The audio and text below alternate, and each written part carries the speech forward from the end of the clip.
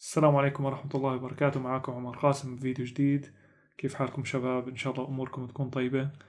اليوم معنا جهاز آيفون 6 بلس، الداء المعروف طبعا أو signature failure بيحكوها بالإنجليزي. لكل جهاز آيفون في signature failure. مثلا 6 بلس كانت فيه مشكلة اللي هو التاتش، زائد اللي مشكلة البيس باند. عندنا 6 برضو التاتش في مشكلة البيس باند برضو. عندنا 7 اللي هو معروف طبعا، اللي هو اي سي الاوديو زائد اي سي اللي هو البي ام اي سي تبع البيس باند سي بي يو. فهذا الجهاز اليوم طبعا مستهلك، والموضوع يعني فيش صاحب قناة إلا وعرضه، إلا إني راح أمر عليه. ممكن إني أحكي إشي جديد أو أطرحه بطريقة مختلفة ممكن تستفيدوا منها أنتم. فخلينا بس أوريكم شغلة، كيف يعني كيف تعرف إنه آي سي تاتش. المشكلة هاي الجهاز عندي شغال، مش راح يبين معكم ولا لا. راح أحاول أحنيه شوي، سوري بس طفت الشاشة. راح تكون مش عارف إذا راح تشوفوها ولا لا. بسم الله. طبعا إذا حنيت أنا أيوه هي. شايفين هذا قصدي. هتصير تحس إنه الشاشة كيف بتروح وبتيجي، أو بصير ينزل عندك حزوز من هون إذا حنيت بس الهاوسنج تبعه شوي. هذا قصدي أنا. هيك بكون أحد أعراض أو أحد الأشياء اللي بتبين إنه آي سي التاتش اللي فيه المشكلة. برضو راح أحكي أشياء تانية أنا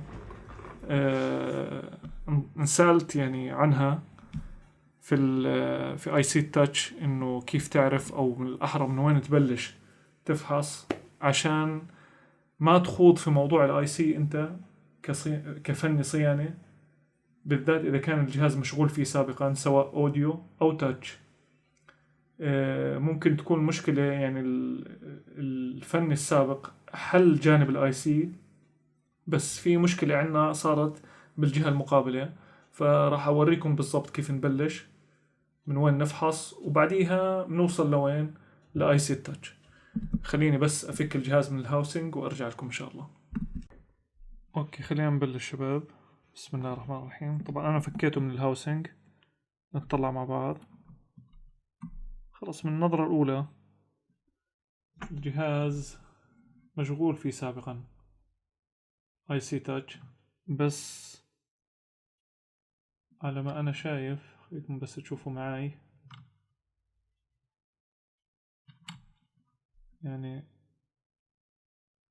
مش معمول جمبر على التريس في المنطقة.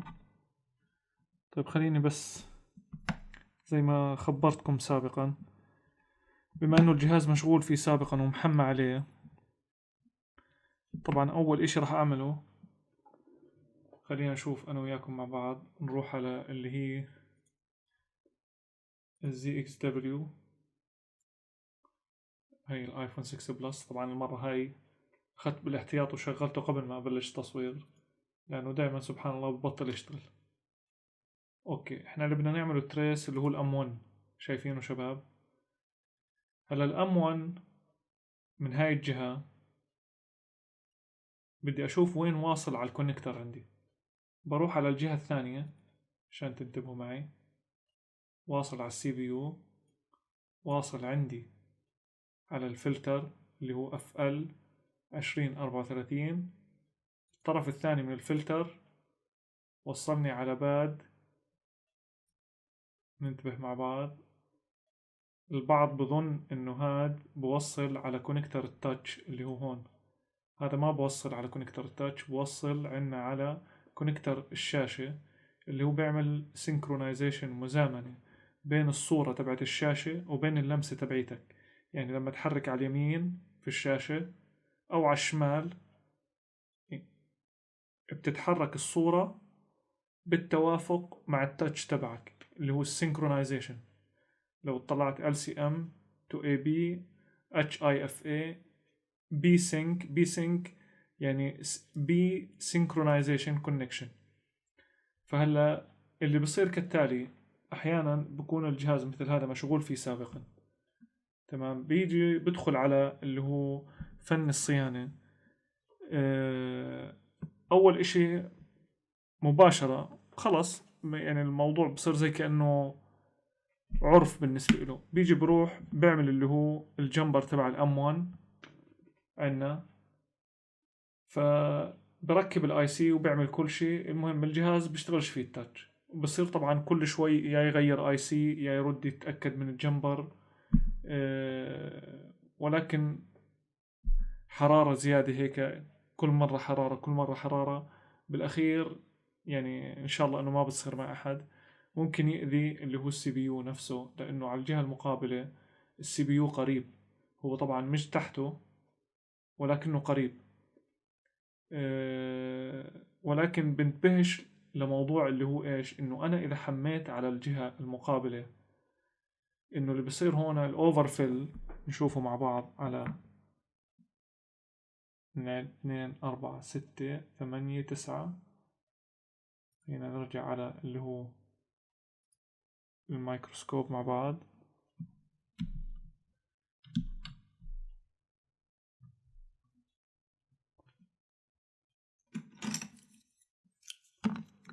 نشوف هون شباب، شايفين هذا الأوفر فيل اللي مغطي اللي هو الفلتر تبعي. 1 2 3 4 5 6 7 8 9. التسعة بتيجي هون، هاي التريس تبعه بيجي هون. الاف ال هذا هو، انه الحرارة اللي انا اشتغلت فيها سابقا او اشتغل فيها الصياني فني الصيانة سابقا، ممكن انه هذا الاوفر فيل تمدد فحرك لي الفلتر. فانا عشان اتأكد انه الفلتر موجود في مكانه ولا لا، اول اشي بعمله اني بروح على الزي اكس دبليو، بشوف الممانعة هل في ممانعة ولا اوبن لاين. اوبن لاين يعني الممانعة تبعيته ما لا نهاية، او ال بتعطيني على الايفي ميتر. نشوفها مع بعض. حكينا اللي هي بين 9، هي 4، هي 6، هي 8، هي 9. في عندي ممانعة، معناها ايش؟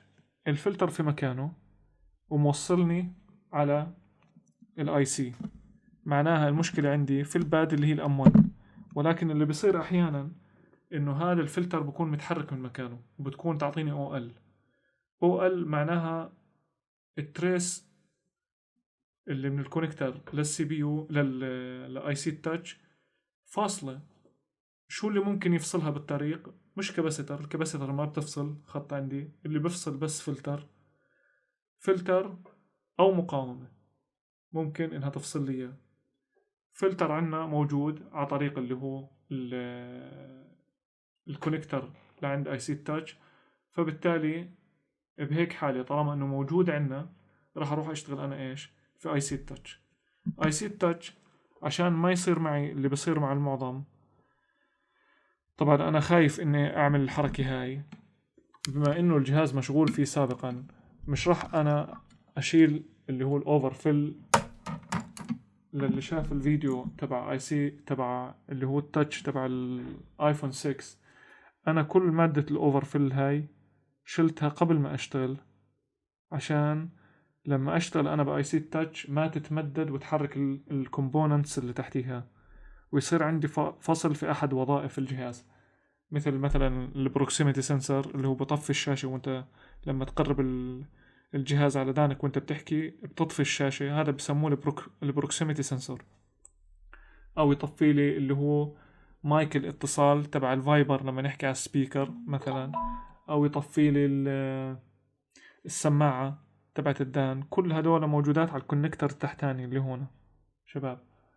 فبتكون تحركت اشي من الكومبوننتس اللي هون نتيجة الحرارة، فبالتالي أنا بفقد أحد الوظائف.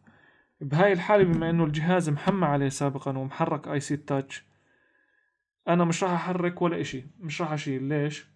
لأني إذا جربت إني أشيل المادة هاي، تأكد إنه ما لا يقل عن 20 كومبوننت من اللي موجودات راح يكونوا متحركين، اللي ماسكهم بس الأوفرفيل، وراح اضطر ارجعهم مرة ثانية.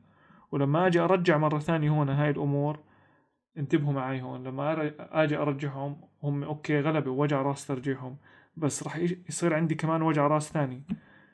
نقلب مرة ثانية على الجهة الثانية من جهة اي سي التاتش. شو عندنا شباب هون؟ اي سي الواي فاي. اي سي الواي فاي احد الامور اللي بتواجهها انت لما تقعد ترجع في الكومبوننتس واحد واحد، من كثر الحرارة بتفقد اللي هي وظيفة الواي فاي، بتضطر انك ترفع الواي فاي تشبلنه وترجعه من جديد. كل هذا عشان بس انك حركت، يعني بلشت تشيل بالاوفر فيل، وكومبوننتس طبعا اتحركت وانشالت نتيجة اللي اشتغل يعني قبلك في الجهاز، فبالتالي خلي الوضع على ما هو عليه. إذا لا سمح الله فقدنا أي من الوظائف، بنروح بنرجع الكومبوننت لحاله فقط، بنرجعه وبنشغل الوظيفة واحدة واحدة، يعني بنفحصهم واحدة واحدة. بلاش ندخل في دوامة كبيرة ومشاكل كثيرة تبين معنا. فنحط الجهاز عنا على الهولدر. لا بدناش الهولدر، طريقة الهولدر بدنا طريقة اللي شفناها من مارك شيفر، وهي بالأصل أصلا اللي عملها أول إشي. يعني أنا أول ما شفتها من كريس لون تبع قناة بي أند سي كونكشن أعتقد، أو كوميونيكيشن، مش متذكر والله الاسم بالضبط. إنه نرفع البورد شوي بالتويزر ونخليه يعني يسقط سقوط حر لما يفلت الاي سي منه.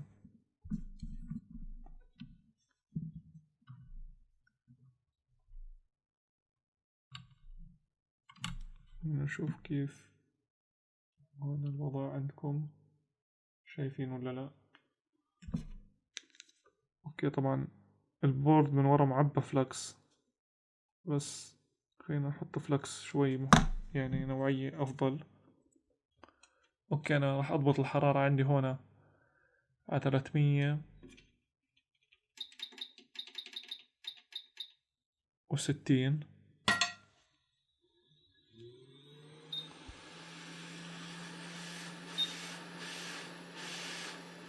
راح امسك اللي هو الاي سي عندي وارفع البورد شوي، طلعوا انا محركوها. طلع انا بديش اذي الاي سي اهم شي.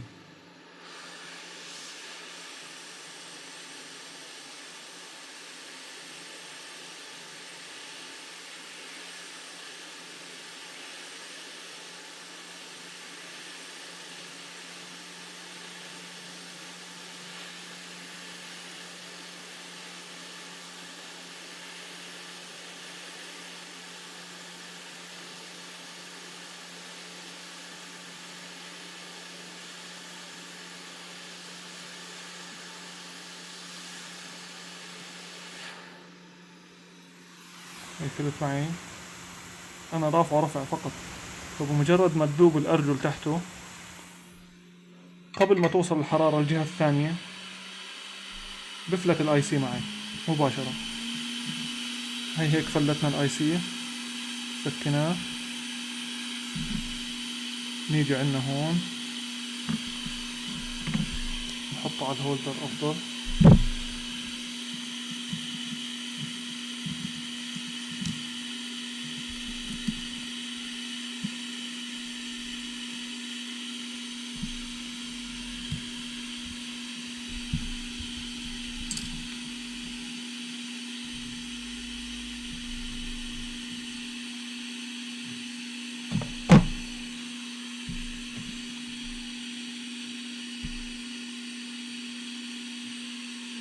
كيف الزوم عندكم؟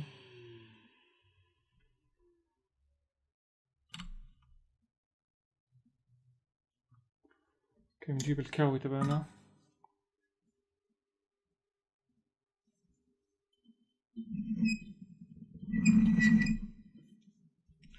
نحط شوية فلاكس. طبعا بدنا ننظف هاي الارجل اللي تحت الاي سي.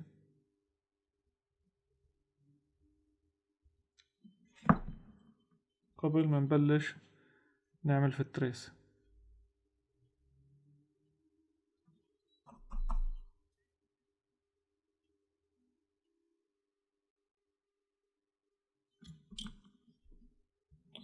بس ألفه بورد.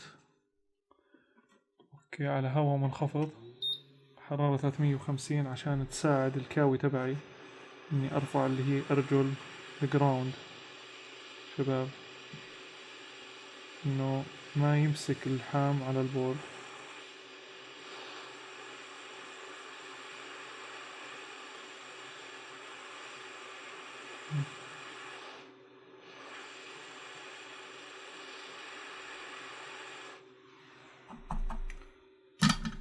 خلينا نشوف نطفت معنا الأرجل ولا لا.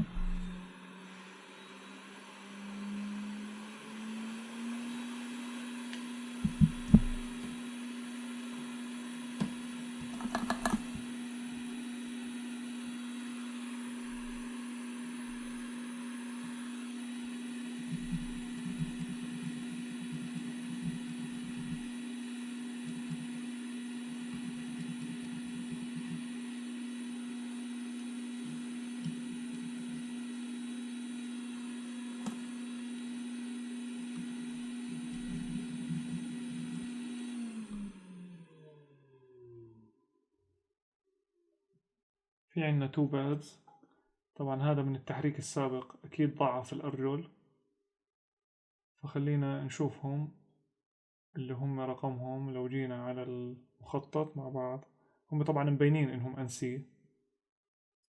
نروح على الديسبلاي، بس قبل ما نروح على الديسبلاي عنا لو عدينا من هاي الجهة 1 2 3 4 5، وعلى نفس اللاين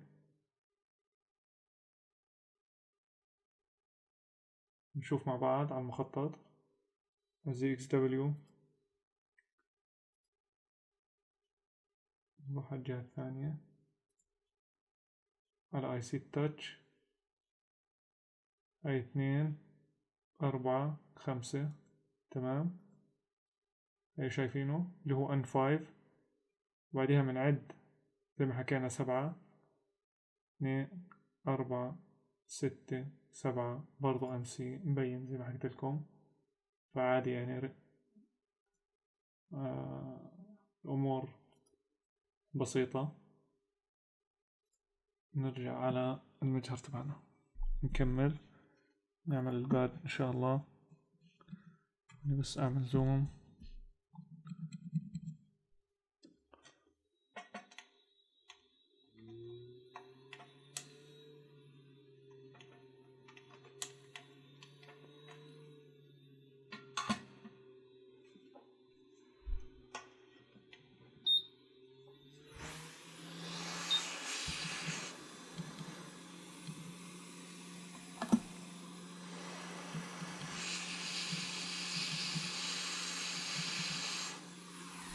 اوكي،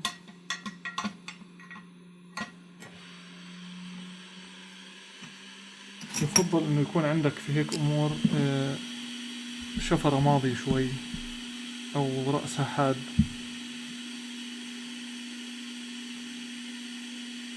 للي بده يسأل عن الشفرة اللي بستخدمها انا اللي هي الاكس اكتو، مش شايفين للأسف. سنترها عشان تشوفوا. هاي الشفرة نوعيتها اكس اكتو. رقم الشفرات اللي هو 11 نمبر 11 بسموهم.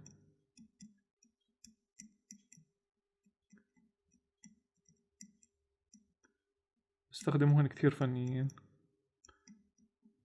هم بالأصل مش للصيانة يعني، عشان يكونوا بالصورة. هي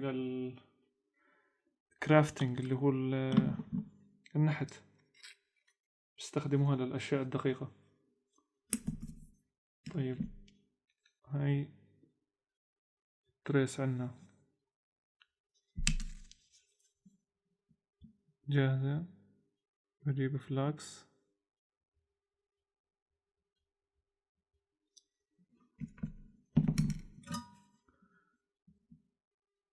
ببيض التريس،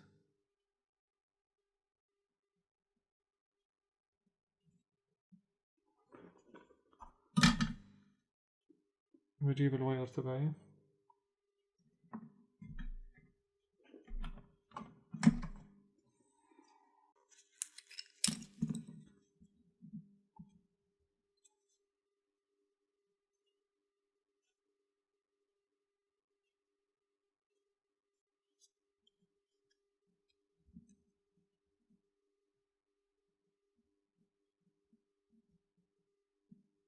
هي سلكنا.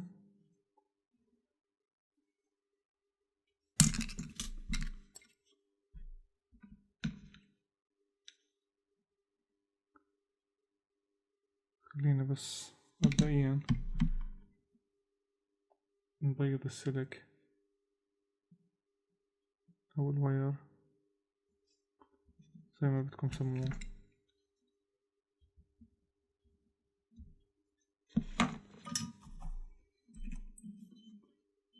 عشان ما يغلبنيش.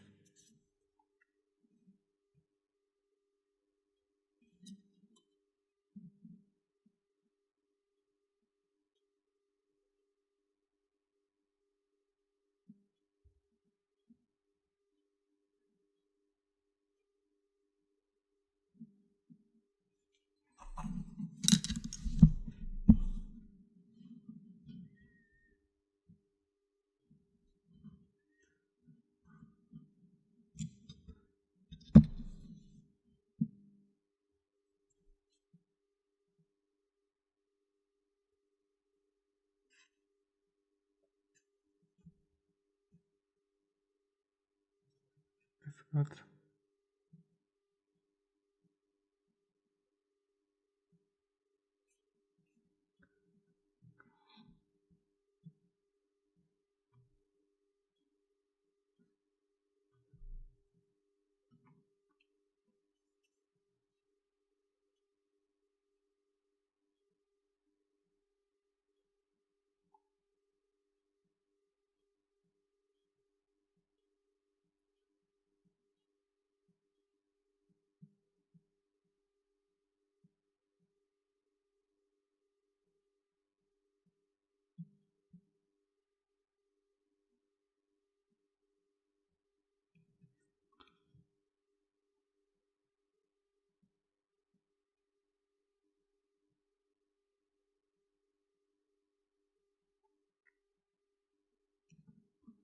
حس انه مش واصله قصدير كافي، حطله شوي بس.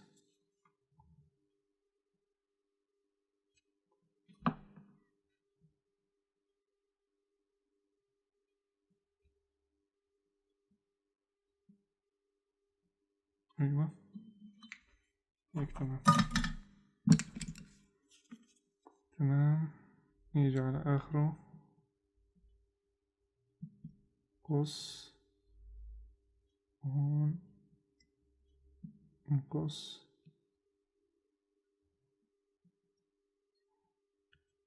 طبعا البعض ممكن يثنيه هون، يعملوا قوس من باب التأكد انه يلامس الاي سي. بكل الاحوال يعني راح يلبي المطلوب. خلينا ننظف هلا عشان نحط اللي هو اليو في ماسك.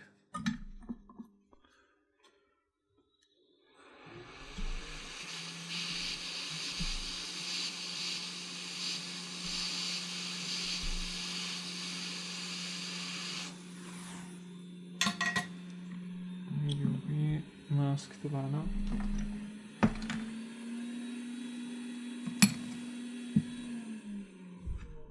الحمد لله الدبوس موجود، لأنه بالعادة لما أجي أطوله دايما بكون مختفي.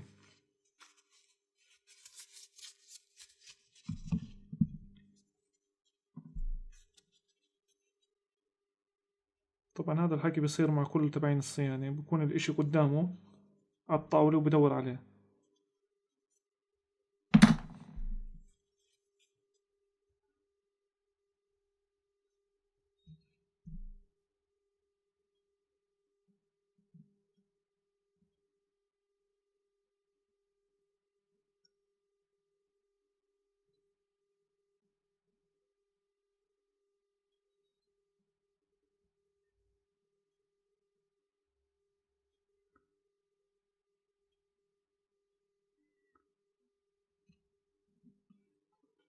هيك جاهزين إن شاء الله.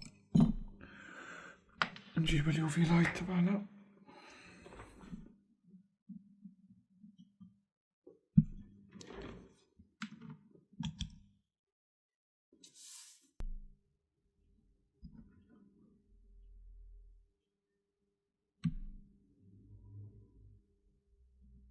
جاهزين إن شاء الله.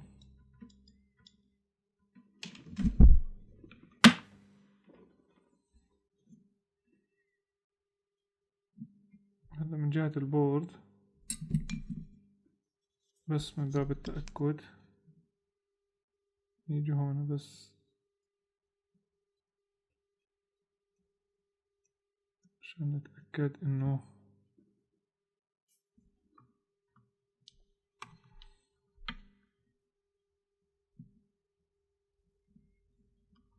الواير معرة مكان ما بده ينزل الاي سي. طيب هلا نروح نجيب الاي سي تبعنا عشان نشبلنه. اسف الجهاز مش ميوت او مش صامت عشان استنى اتصال.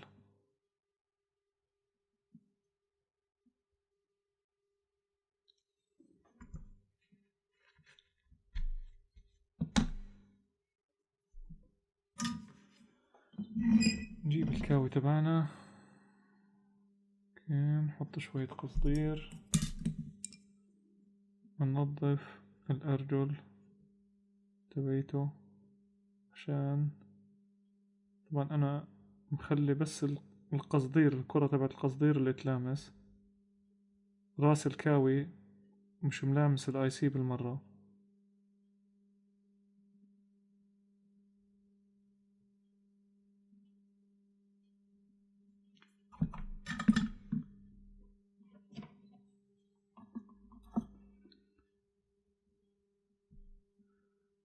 ننظفه عشان نشبلنه سوا.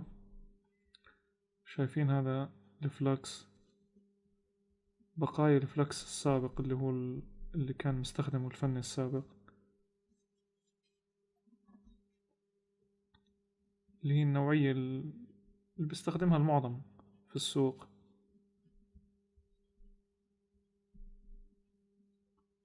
في نوعيات يعني معقولة، في الأمتك الصيني موجود على علي اكسبريس، استخدمته أنا يعني مش سيء.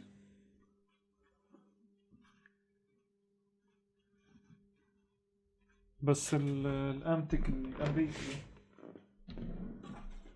الشغلانة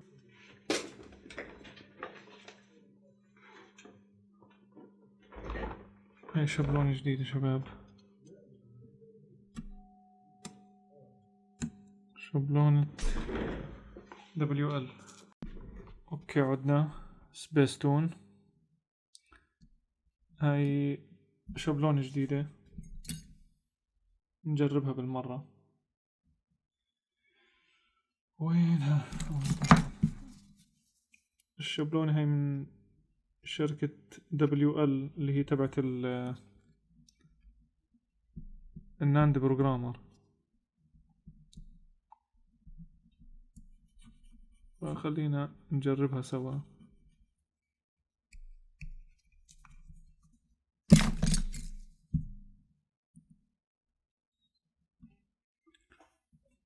تتحركيش أرجوكي.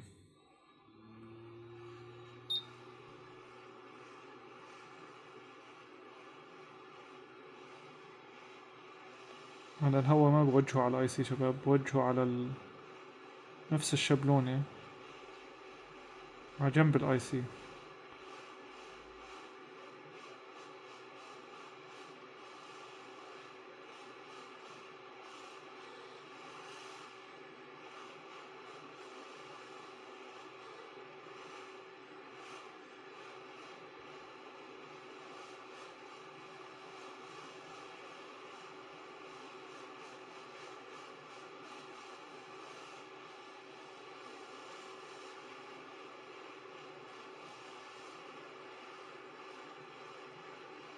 اوكي بلش.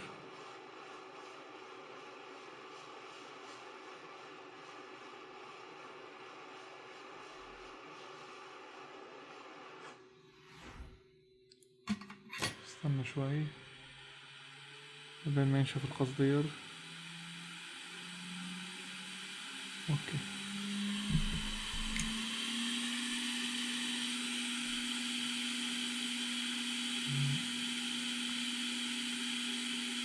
نشوف بس اللي هو شو وضع الباد.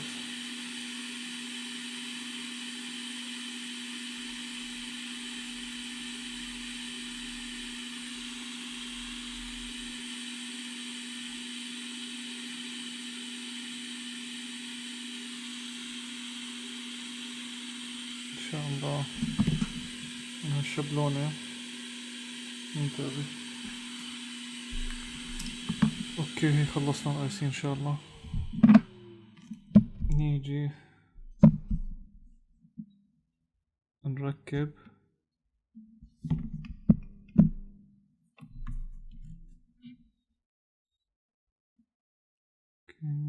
تمام. في اشبنية طلعوا هون.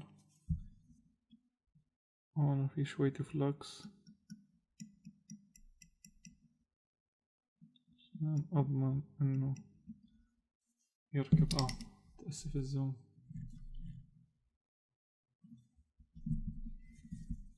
طيب شوية فلكس. لا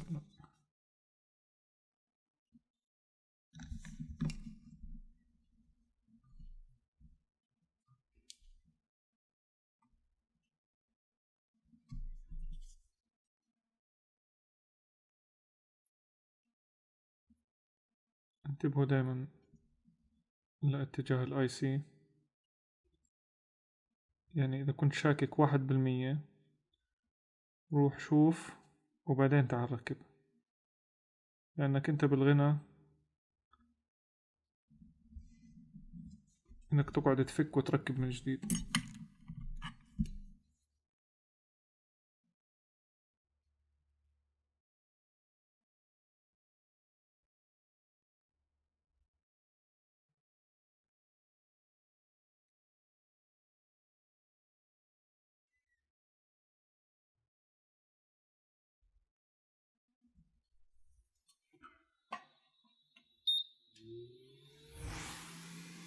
بسم الله. ثبت الاي سي.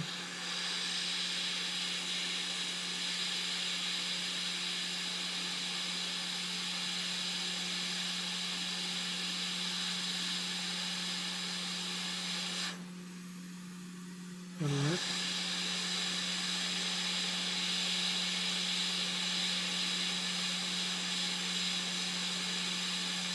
هزة خفيفة خلص.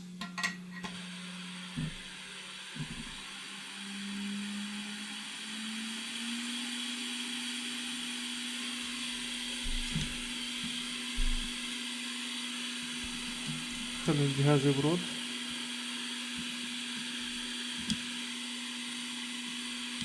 ونرجع لكم ان شاء الله.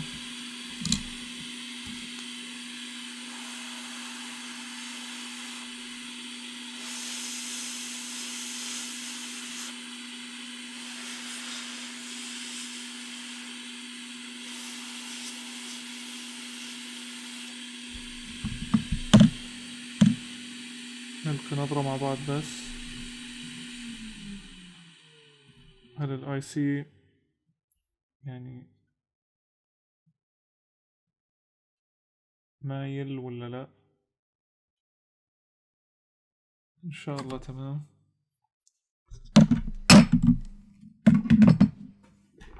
اجمع وارجع لكم بس.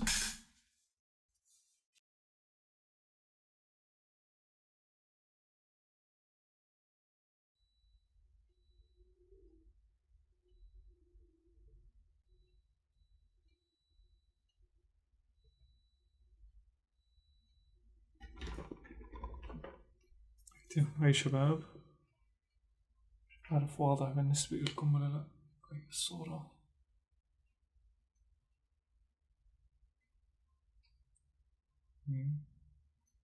هاي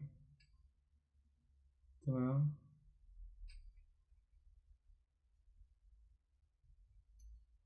هيك الجهاز بكون جاهز.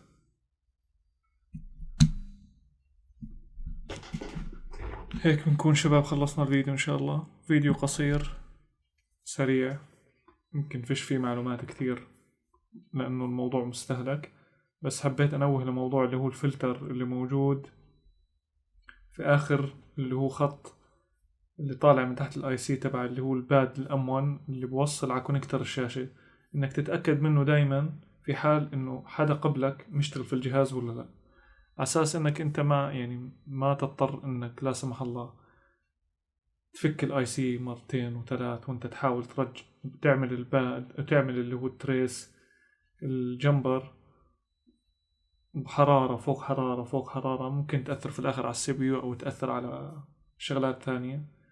بتمنى أنه المعلومة تكون فادتكم، وهيك بنكون ختمنا الفيديو، وإلى فيديو آخر استودعكم الله ودمتم في طاعة إن شاء الله.